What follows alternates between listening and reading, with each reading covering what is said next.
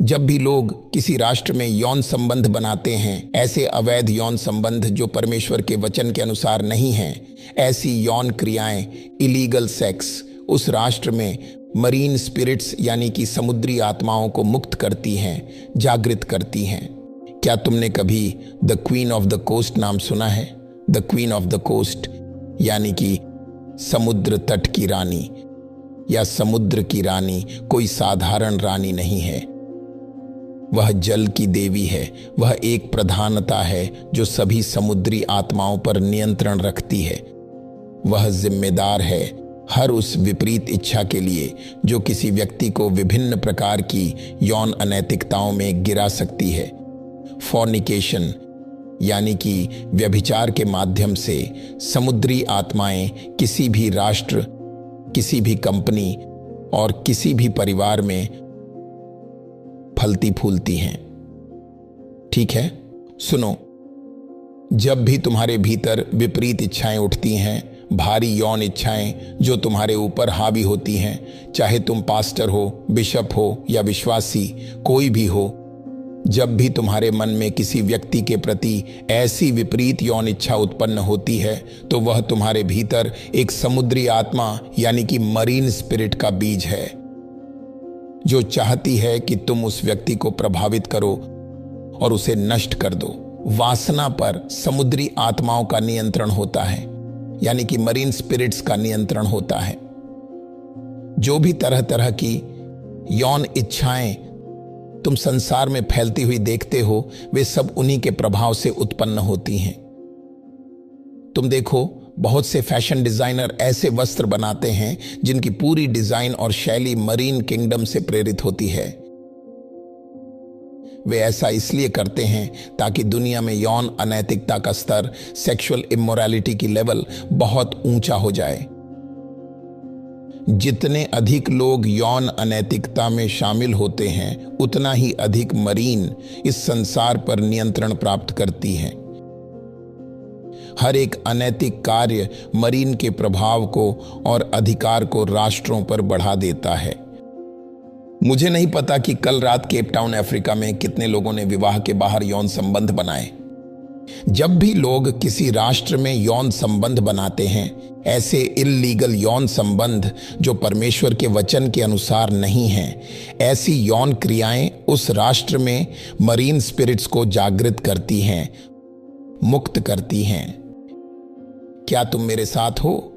हां, बिल्कुल ऐसा ही है। मरीन स्पिरिट्स यानी कि समुद्री आत्माएं रहस्यमयी होती हैं, अत्यंत रहस्यमयी होती हैं, और वे शैतान के राज्य की सबसे शक्तिशाली आत्माएं मानी जाती हैं। लेट मी से दिस, शैतान के राज्य में जो सबसे शक्तिशाली दुष्ट आत्माएं हैं, वे समुद्री आत्माएं हैं। कौन? Marine spirits. मेरी बात याद रखना।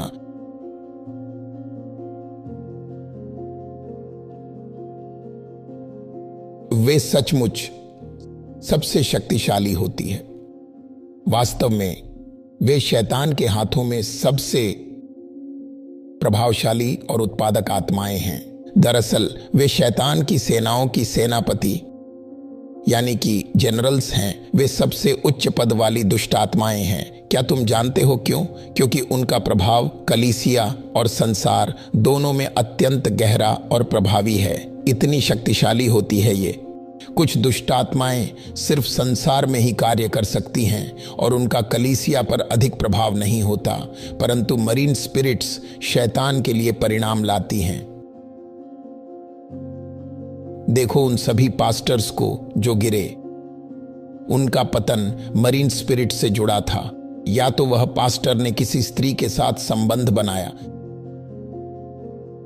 देखो वे सभी जोशीले वर्शिप लीडर्स जो गिरे, दुनिया में कहीं भी हो, उनका संबंध मरीन से था।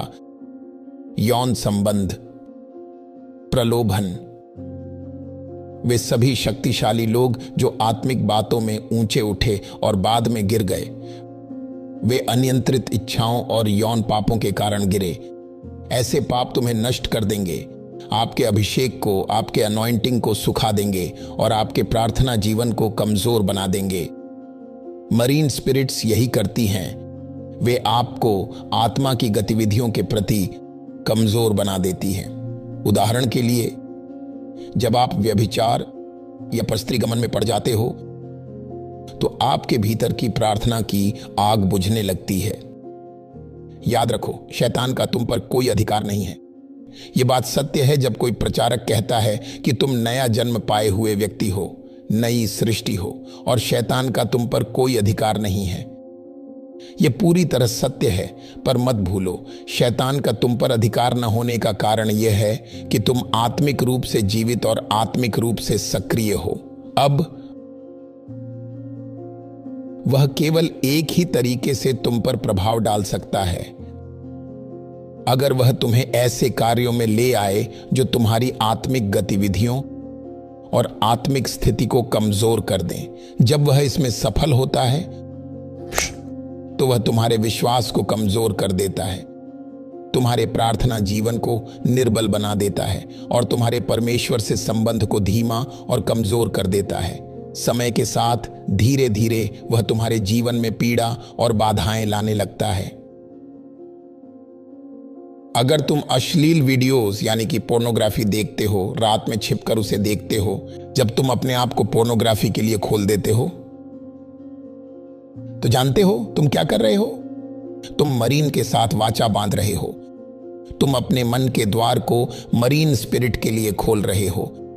तुम्हारी कल्पनाएं भ्रमित हो जाएंगी और वासना की आत्मा, स्पिरिट ऑफ लस्ट, धीरे धीरे तुम्हारे भीतर घुसकर तुम्हारे मन पर अधिकार करने लगेगी और उससे मुक्त होना पूरी जिंदगी का संघर्ष बन सकता है।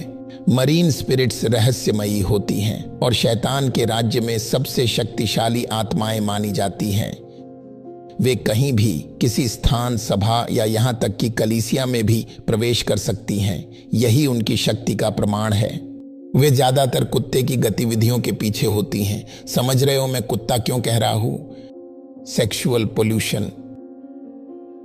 वे अधिकतर सेक्सुअल पोल्यूशन यानी कि यौन अशुद्धता की क्रियाएं के पीछे होती हैं।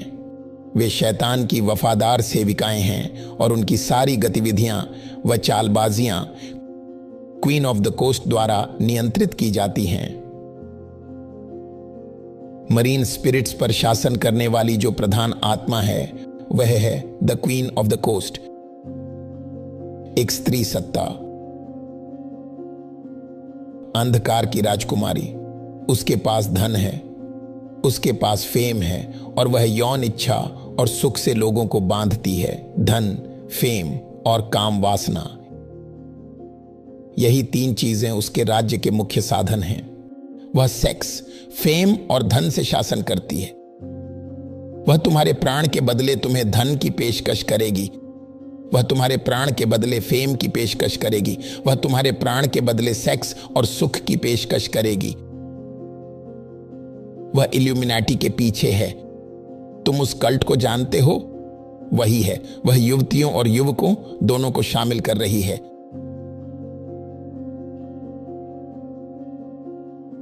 वही है सेटनिज्म, इल्यूमिनाटी और ऐसे सभी छोटे कल्ट में जो लोगों को फेम, धन, सेक्स, इन सब चीजों के बदले अपने प्राण बेचने पर मजबूर करते हैं। इन सब पर वही नियंत्रण रखती है। क्वीन ऑफ द कोस्ट और उसकी मरीन डीमंस तुम्हें अशुद्ध न करने दें। तुम्हें इन अंतिम दिनों में बुद्धिमानी से जीना होगा। अब मेरी एक बात मानो, अभी अपना फोन उठाओ और अपने फोन से कुछ शैतानों को हटा दो। कुछ लोग हैं जिन्हें तुम जानते हो और अच्छी तरह जानते हो। उन्हें सिर्फ डिलीट ही नहीं बल्कि ब्लॉक भी करो और फिर डिलीट करो, क्योंकि अगर तुम सिर्फ डिलीट करोगे और ब्लॉक नहीं तो वे तुम्हें फिर कॉल करेंगे।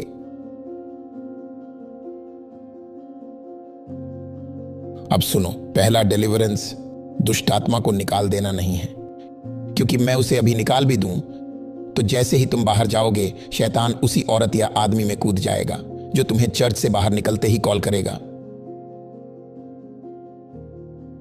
कुछ रिश्ते ऐसे हैं जिन्हें तुम्हें अभी खत्म करना होगा। नाउ, अगर तुम सच में स्वतंत्र होना चाहते हो तो तुम्हें प्रैक्टिकल बनना होगा।